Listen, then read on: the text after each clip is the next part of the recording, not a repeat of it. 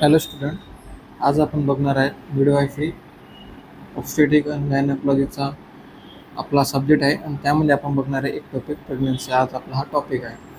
Ectopic pregnancy he high risk of ANC मध्ये येतो. म्हणजे ज्यावेळेला अँटीनेटल केअर असते त्यामध्ये हाय रिस्क प्रेग्नन्सी किंवा high risk of ANC mother period जो असतो त्यामध्ये हा एक्टोपिक प्रेग्नन्सी हा एक कंडिशन आहे.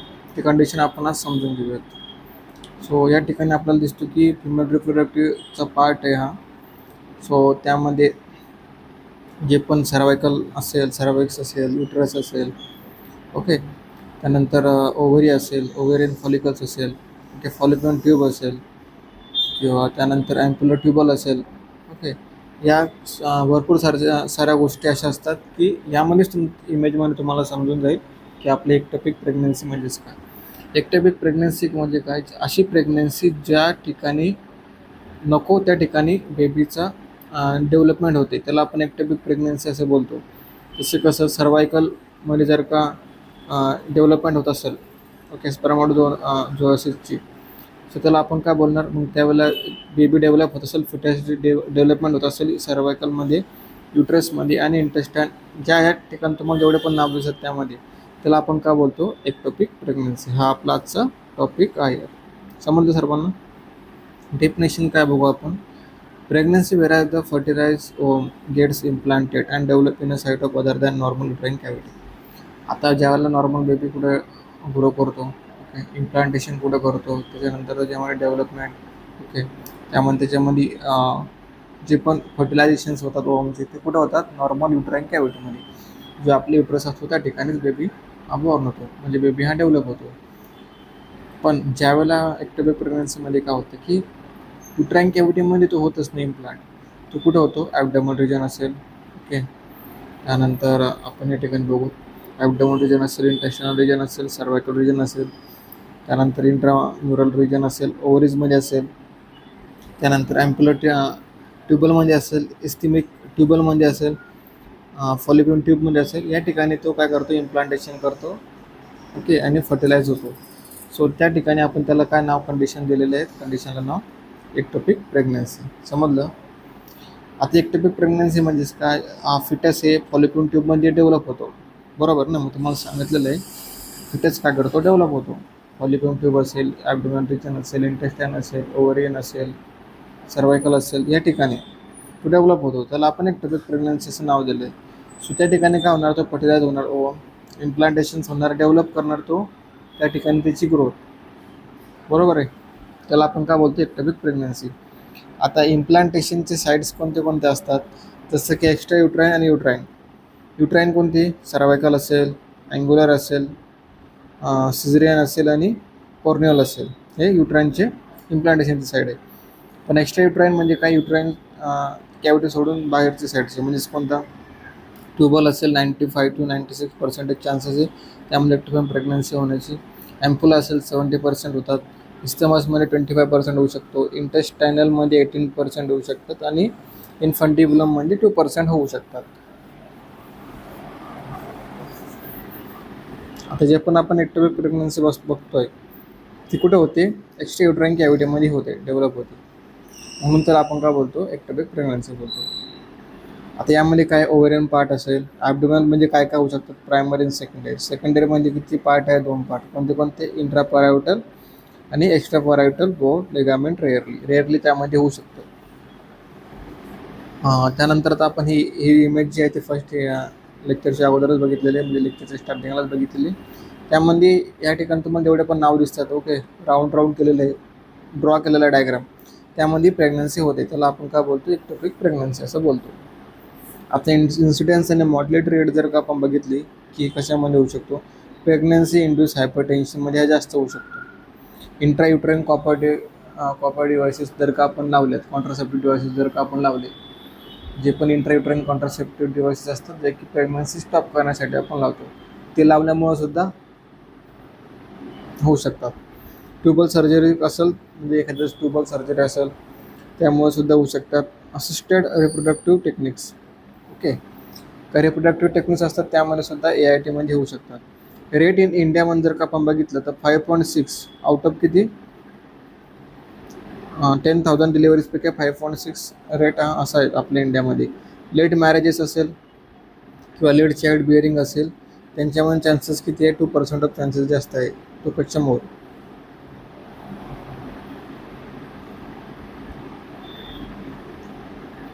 आता ART मध्येच काय, असिस्टेड रिप्रोडक्टिव्ह टेक्निक्स म्हणजे कोणत्या? जे पण टेस्ट ट्यूब बेबी असतात त्यांच्यामध्ये चान्सेस किती आहे? 5%पेक्षा जास्त चान्सेस आहे ॲक्टिव्ह प्रेग्नन्सी होण्याचे. रिअकरन्स रेट जर का आपण बघितलं तर 50% ऑफ चान्सेस आहे आफ्टर द फर्स्ट आणि 25% ऑफ चान्सेस आहे आफ्टर द सेकंड एक्टोपिक प्रेग्नन्सीच्या नंतर. आता इथला जे आपण बघू कशामध्ये होऊ शकतात, फॅक्टर्स कोणते कोणते होऊ शकतात त्यामध्ये, जसं की फर्टिलायझेशन सोमासनी ट्यूबमध्ये ते करू शकतात. फॉलिपियम ट्यूब असेल त्यामध्ये इम्प्लांटेशन होऊ शकतो. ओके, ट्यूबल एक्टोपिक प्रेग्नन्सी आपण त्याला बोलणार. सम कंजेनायटल फॅक्टर असेल किंवा ॲक्वायर्ड फॅक्टर्स असेल हे सुद्धा त्यामध्ये कॉज करतात. आता कंजेनायटल म्हणजे कोणते कोणते असेल? ट्यूबल हायपोप्लेजिया असेल, टोरोटोसिटी असेल, कंजेनायटल डायव्हर्टिकुला असेल, ॲक्सेसरी ऑस्टिया असेल, पार्शियल स्टेनोसिस असेल, इलॉंगेशन्स असेल, इंट्राम्युरल पोलिप असेल, त्यानंतर entrap the ovum on its way हे असेल. ॲक्वाडमध्ये काय काय आहे? Pelvic inflammatory disease PID. Okay, त्यामध्ये काय काय आहे? Chlamydia trachomatis is the most common infection आहे. ओके, त्यानंतर कॉन्ट्रासेप्टिव्ह फेल्युअर असेल म्हणजे कॉन्ट्रासेप्टिव्ह डिव्हायसेस जर का फेल झाले. ओके, आपण ज्या इंट्रायुटरन डिव्हायसेस कॉन्ट्रासेप्टिव्ह डिव्हायसेस अप्लाय करतो समटाईम्स जर का फेल झालं तर एक्टोपिक प्रेग्नन्सी होण्याचे चान्सेस त्यांच्यामध्ये असतात. ट्यूबल स्टेरिलायझेशन म्हणजे आपण जर का बघितलं 40% ऑफ चान्सेस आहे. म्हणजे त्यामध्ये काय काय? Bipolar cauterizations 65%, unipolar cautery 17%, silicone rubber band असेल तर 29%, इंटरवल सल्पेंजियोक्टोमी असेल तर 43%, पोस्टपार्टम सल्पेंजियोक्टोमी असेल तर 20%. रिव्हर्सल ऑफ स्टेरिलायझेशन असेल तर डिपेंड्स ऑन देअर मेथड्स. कोणती मेथड्स आहे स्टेरिलायझेशनची? साईड ऑफ ट्यूबल अकोल्जन्स असेल, रेजिड्युअल ट्यूबल लेंथ असेल किंवा कन्स्टमोसिस ऑफ कॉटराइज ट्यूब असेल 50%. रिव्हर्सल ऑफ द पॉमिरोज असेल तर डिक्रीजिंग 3% कमी असेल चान्स त्यांच्यामध्ये. ट्यूबल रिकन्स्ट्रक्टिव्ह सर्जरी असेल तर 4 to 5 टाइम्स जर का झाले असेल तर त्यांच्यामध्ये होऊ शकते एक्टोपिक प्रेग्नन्सी. ART असेल म्हणजे काय टेस्ट टू बेबी फॉर्मेशन असेल तर त्यामध्ये काय IVF असेल, ET असेल, GIFT असेल 4 to 7% चान्सेस आहे. रिस्क ऑफ हेट्रोपिक प्रेग्नन्सीमध्ये 1% चान्सेस आहे. प्रिव्हियस एक्टोपिक प्रेग्नन्सी झालेली आहे पण 7 to 15% चान्सेस आहे परत होण्याचे. आता अदर्स रिस्क फॅक्टर कोणते असेल? मदरचे जर का 35-45 इयर्सच्या वरती असेल तर, अगोदर इंड्यूस ॲबॉर्शन झालेलं असेल मदरचं, काही पेल्विक सर्जरी झाली असेल अगोदर, सिगरेट स्मोकिंग करत असेल मदर कन्झ्युम करत असेल तर, त्यानंतर DES डायटिल्स स्टील बेस्ट्रॉल असेल किंवा exposure in utero exposing high dose of estrogen. ज्यावेळेला एस्ट्रोजनचा हाय डोस जर का झाला मदरला तर हे होऊ शकतो. त्यानंतर इनफर्टिलिटी असेल मदरमध्ये तर चान्सेस आहे. सल्पंजायटिस असेल तर आहे. जेनायटल ट्युबरक्लोसिस असेल तर होऊ शकतो. फंडल फायब्रॉइड किंवा ॲडिनोमायसिस ऑफ ट्यूब असेल तर होऊ शकतो.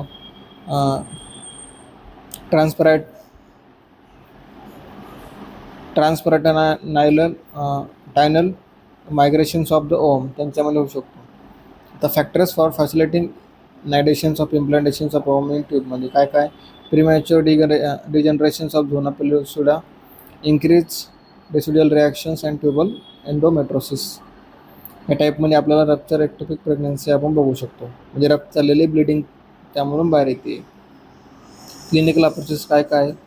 हिस्ट्री आपण घेणार, एक्झामिनेशन्स करणार, मदरचं प्रॉपरली इन्व्हेस्टिगेशन्स करणार, पेल्विक इम्प्लॅमेटरी डिसीज आहे का अगोदर ते चेक करणार, सर्जरी कोणती झालेली आहे का मदरची कॉन्ट्रासेप्टिव्ह डिव्हायसेसमध्ये ते आपण चेक करणार.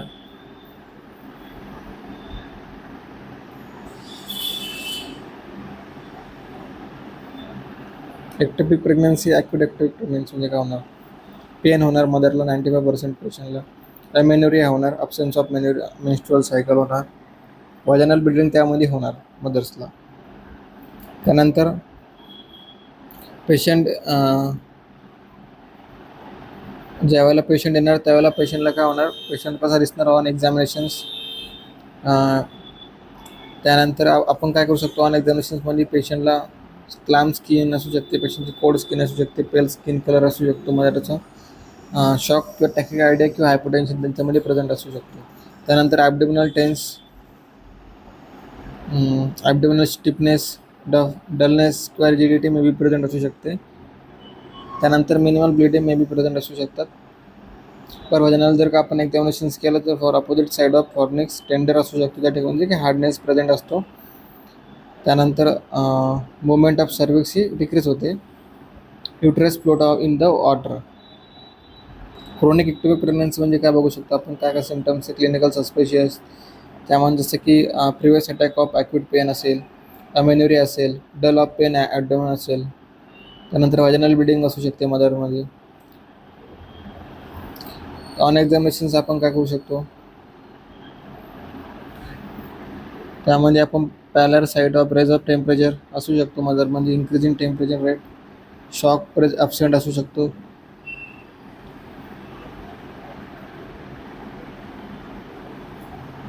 पर ॲब्डोमिनल एक्झामिनेशनमध्ये आपण काय करू शकतो, लोअर ॲब्डोमिनल मसल मास कसा आहे, टेंडरनेस आहे का प्रेझेंट ते बघू शकतो. मास कसा आहे, रेग्युलर इरेग्युलर टेंडरनेस आहे का ते बघणार. त्यानंतर आपण पर व्हाजिनल एक्झामिनेशन जर करणार तर व्हाजिनल म्युकोजल पेल कसं आहे ते आपण चेक करतो. Mucous membrane normal size of bulky size of आहे का व्हाजिनल ते आपण चेक करणार. डिफाईन वगी टेंडर मास प्रेझेंट आहे का फॉर्निक्सच्या लेअरवरती ते आपण त्या ठिकाणी चेक करणार. त्यानंतर आपण अनरप्चर एक्टोपिक प्रेग्नन्सीमध्ये आपण काय करतो, क्लिनिकल स्टेट्समध्ये काय आहे, delay periods like the menstrual cycle, discomfort in lower ॲब्डोमेनमध्ये. पर ॲब्डोमेनमध्ये आपण काय चेक करतो, टेंडरनेस प्रेझेंट आहे का ते. पर व्हाजिनलला आपण काय चेक करतो, युट्रसची साईज कशी आहे, ओके, टेंडरनेस प्रेझेंट आहे का फॉर्निक्सच्या लेअरला ते चेक करणार. आणि इन्व्हेस्टिगेशनमध्ये आपण काय करतो, ट्रान्सव्हाजिनल सोनोग्राफी ती चेक करतो. रेडिओ इम्युनोसी ऑफ बीटा एस-सी-जी हार्मोन्स जो आहे तो आपण चेक करणार. ह्युमन कॉर्टिकोस्टेरॉइड गोनाडोट्रोपिन हार्मोन जो असतो तो आपण चेक करणार. आणि लॅप्रोस्कोपी करणार या टाईपमध्ये, ओव्हरी, एक्टोपिक प्रेग्नन्सी आणि टिम्ब्रे. डायग्नोसिस काय करतो आपण, हिस्ट्री घेतो पेशंटची, क्लिनिकल हिस्ट्री काही प्रेझेंट आहे का, प्रिव्हियस इयर काही होतं का प्रेझेंट. हिमोग्लोबिन आप चेक करणार आपण, त्यांचं क्रॉस मॅचिंग करणार, ब्लड इन्व्हेस्टिगेशन्स करणार मदर आणि पॅरेंट फादरचं. युरिन आउटपुट किती ते चेक करणार. बेड साईड टेस्ट कोणते करू शकतो आपण, युरिन प्रेग्नन्सी टेस्ट करू शकतो, पॉझिटिव्ह असते 95% केसेसमध्ये. फोल्टोसिंथेसिस असू शकतो 70 to 90%मध्ये. त्यानंतर इमेजिनिंगमध्ये आपण काय करतो, अल्ट्रासोनोग्राफी चेक करतो. ट्रान्सजनल सोनोग्राफी असेल त्यामध्ये आपण काय करतो, एस-सी-जी लेवल ऑफ हार्मोन किती आहे, ओके, ते चेक करणार. त्यानंतर आपण Doppler sonography, colour Doppler sonography आपण करतो. रिंग ऑफ फायर पॅटर्न त्यामध्ये प्रेझेंट असणार, blood flow of the outside of uterine कॅव्हिटीमध्ये. ट्रान्स ॲब्डोमिनल सोनोग्राफी म्हणजे आपण काय करतो, can identify gestational sac of 5 to 6 वीक्समध्ये, म्हणजे की वीक ऑफ गॅस्ट्रेशन किती आहेत. USGची पिक्चर ज्यावेळेला आपण बघतो त्यावेळेला कोणत्या साईन बघतो आपण, त्यात bagel sign, blob sign, adnexal sac sign असेल किंवा बगल साईनमध्ये आपण काय बघतो की हायपरक्रोनिक रिंग अराउंड आहे गॅस्ट्रेशनल स्ट्राईक इन द अँड्रेक्झल रिजनमध्ये. जे आपण हायपरकोइक जी रिंग असते ती रिजन त्या ठिकाणी प्रेझेंट असते अराउंड द गॅस्ट्रेशनल सॅकच्या अराउंड साईडला. ब्लॉक साईनमध्ये काय करतो आपण, स्मॉल इनकॉग्लोमेट्रेट मास जे असतं त्या ठिकाणी प्रेझेंट असतं, कुठे, एम्ब्रिओच्या सॅकच्या बाजूला. अँड्रेक्झल sack with the fetal pole and the cardiac activity is the most specific part. Corpus luteum is used for the guide when the looking of EP as present in the 85% of cases in the epilateral ovary मध्ये present असतात. त्यामध्ये बघा आपण या ठिकाणी बघू शकतो, हायपोक्रोनिक ring around the gestational sac on the adnexal रिजनमध्ये या टाईपमध्ये. BCG SCG assay is a single of this beta SCG little values and the serial beta SCG is required for the initial USG in confusing मध्ये आपल्याला म्हणजे दोघांची पण level same असतात, so confusion part of होतो त्यामध्ये. Progesterone आपण check करतो, त्यामध्ये डायग्नॉस्टिक लेप्रोस्कोपी करतो, त्यामध्ये गोल्ड स्टँडर्ड असतो. त्यामध्ये आपण काय करणार, पेशंटला काय हिमोडायनॅमिकली आपण स्टेबल ठेवणार पेशंटला. डायलाटेशन आणि कर्टेज करतो आपण, म्हणजे काय करतो आपण, डायलाटेशन करतो आणि कर्टेज म्हणजे काय, त्यामध्ये ॲब्लोशन जर का झालं असेल सो आपण ते रिमूव्ह करतो. अदर नोवेल टेस्ट कोणते कोणते करतो आपण, प्लासेंटाची करतो, placenta pregnancy accident plasma protein करतो आपण. ओके. त्यानंतर अल्फा फिटो प्रोटीन करतो. ह्या अशा टेस्ट आपण त्या ठिकाणी करतो. डिफरन्शियल डायग्नोसिस काय करणार आपण, ॲक्टिव्ह प्रेग्नन्सीमध्ये रप्चर असेल, सिस्ट त्यावेळेला आपण चेक करतो. ओव्हरियन सिस्ट जी ट्विस्ट असतात ते चेक करतो. अपेंडिसायटिस आहे का चेक करतो. रेनल कोलिक असेल, स्प्लेनिक रप्चर असेल, ऑल द म्हणजे जे सिस्ट असतात ज्या रिगार्डिंग असतात आपल्या युट्राइन कॅव्हिटीज त्या ठिकाणी आपण चेक करणार, डायग्नोस्टिक करणार.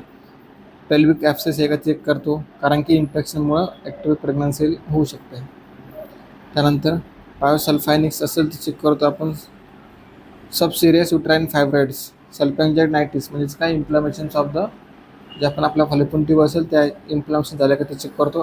अपेंडिक्युलर लंब किंवा रेट्रोवर्टेड ग्रॅव्हिड युटरस आहे का ते आपण चेक करतो यामध्ये. आता मॅनेजमेंटमध्ये आपण काय करणार, expected management, medical management, surgical management. Medical management आपण काय करतो, USG एक्झामिनेशन्स करतो, सल्फॅन्जाइटिस करतो आपण. काय त्यामध्ये काय करतो आपण, मेथोट्रेक्झेट घेतो, पोटॅशियम क्लोराईड देतो मदरला, प्रोस्टाग्लॅंडिन हार्मोन देतो आपण, हायपरस्मोलुलर ग्लुकोज आपण ॲडमिनिस्टर करतो, अँटीमायसिन डी आपण देतो, मिफ्रिप्रोस्टोन आपण देतो कारण की रिमूव्ह करण्यासाठी.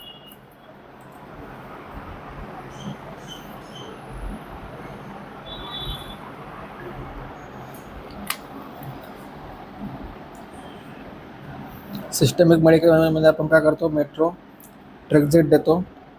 तर सर्जिकल मॅनेजमेंटमध्ये आपण काय करतो, सर्जिकलच्या मॅनेजमेंटमध्ये आहे रेडिकल सल्फॅन्जेक्टोमी. ओके. त्यानंतर दुसरं काय पार्ट आहे, कॉन्झर्वेटिव्ह म्हणजे काय काय, सल्फॅन्जेक्टोमी रिमूव्ह करून टाकतो डायरेक्ट फॉलिपियन ट्यूब. रिमूव्ह नाही करत आपण, रिमूव्ह करतो आपण, सल्फॅन्जेक्टोमीला आपण रिमूव्ह बोलतो. सल्फॅन्जेक्टोमी म्हणजे काय, ओपनिंग करतो त्या ठिकाणी. त्यानंतर सेगमेंटल रिसेक्शन्स करतो, मिल्किंग ऑर द फायब्रे एक्सप्रेशन्स आपण त्या ठिकाणी करतो. आता मॅनेजमेंट जर का आपण बघितलं, अँटीशॉक ट्रीटमेंट आपण प्रोव्हाइड करतो, लॅप्रोटॉमी आपण त्या ठिकाणी प्रोव्हाइड करतो. लॅप्रोस्कोपीच्या वेळेला आपण काय करतो, आणि सल्फॅन्जेक्टोमीच्या वेळेला काय, लेस दॅन 2 सेंटीमीटरची कमी आपण त्या ठिकाणी इन्सिजन करतो, 10 to 15 नॅनोमीटरमध्ये. या टाईपमध्ये बघा, या टाईपमध्ये हा फिटस आहे, डेव्हलपमेंट झालेला आहे ओव्हरीजमध्ये. Management of uterine uninterrupted active प्रेग्नन्सीमध्ये काय, सर्जिकल मॅनेजमेंट असेल, ट्रीटमेंट असेल, मेडिकल ट्रीटमेंट ओके, किंवा एक्सपेक्टेड मॅनेजमेंट असेल ते आपण त्या ठिकाणी देतो. मेडिकल मॅनेजमेंट तुम्हाला सगळ्यांना माहिती, कॅन्डिडेट फॉर द मेथोट्रेक्झेट देतो आपण. फिजिशियन काय चेक करतो, CBC चेक करतो, LFT चेक करतो, RFT चेक करतो, HCG हार्मोन चेक करतो मदरचा. 90D इंजेक्शन त्या ठिकाणी RH निगेटिव्ह असेल तर आपण त्यांना RH अँटीडी आपण ती त्या ठिकाणी देतो, 48, 24, 72 आवर्समध्ये देतो आपण. ओके. सर्जिकली आपण काय करतो, टेक्निक्स यूज करतो फॉर द ॲक्टिव्ह प्रेग्नन्सीसाठी. यामध्ये खूप सारं दिलेलं आहे, एवढं आपल्याला एक्झामला विचारत नाही. इन्स्ट्रक्शन्स ऑफ पेशंटला आपण काय इन्स्ट्रक्शन द्यायचे, की जे पण आउट पेशंट डिपार्टमेंटमधले पेशंट असेल त्यांना सांगायचं आहे की ट्रान्सपोजिशन्स रॅपिडली अप्लाइड करायचे, अवेलेबल करून ठेवायचे तुम्ही. Refrain from alcohol, sunlight, multivitamins, folic acid and sexual intercourse until the SCG is negative. त्यानंतर रिपोर्ट इमिडिएटली वजानल ब्लिडिंग होत असेल, ॲबडोमिनल पेन होत असेल, डिझिनेस होत असेल, सिनॉप्सिस होत असेल तर लगेच इन्फॉर्म करायचं. मेडिकल थेरपी जर का फेल झाली सो तुम्ही त्या ठिकाणी रिक्वायर्ड ट्रीटमेंट प्रोव्हाइड करायची. व्हेरियस कन्झर्वेटिव्ह सर्जरीज या ठिकाणी कोणत्या कोणत्या सर्जरी आपण करतो, पण एवढे इम्पॉर्टंट आपल्याला विचारत नाही एक्झाममध्ये. ओके. ओव्हरियन ॲक्टिव्ह प्रेग्नन्सी म्हणजे प्रत्येक या ठिकाणी खूप सारं दिलेले आहेत, तुम्हाला जम्बलिंग होऊन जाईल, म्हणून जेवढं मी शिकवलेलं आहे तेवढंच तुम्ही लक्षात ठेवा. म्हणजे या ठिकाणी जेवढं पण मी तुम्हाला सांगितलेलं आहे नाव त्यामध्ये एक्सप्लेनेशन दिलेली आहे यामध्ये, बाकी काहीच नाही, जे की तुम्हाला मी शॉर्टमध्ये सांगितलेलं आहे. ओके. समजलं सर्वांना?